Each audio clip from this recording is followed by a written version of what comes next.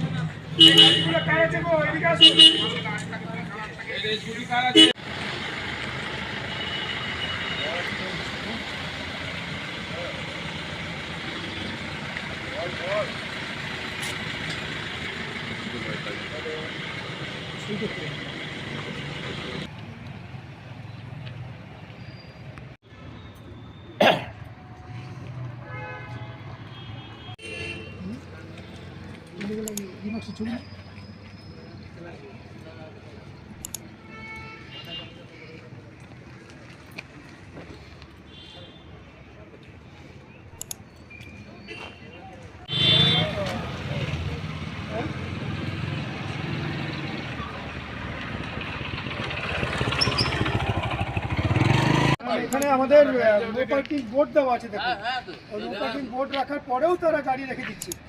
সেটা আপনাদের কোনো আছেন, আপনারা বলবেন, দায়িত্ব নিয়ে বলবেন। পুলিশ এসে বলে গেছে এখানে পার্কিং করবেন, এখানে পার্কিং আছে, ওখানে পার্কিং করুন, ভাই আমরা কিন্তু ফাইন করবো।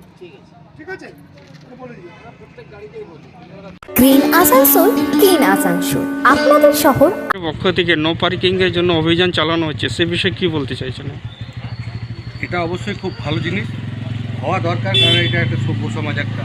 এখানে যদি গাড়ি আমরা ধরুন আমরা দোকানদার মানুষ, আমরা ব্যস্ত থাকি, এইদিকে আমরা কোন গাড়িটাকে কখন কীভাবে দেখবো আমাদের এইটুকু জানলা থেকে আমরা দেখতে পাই।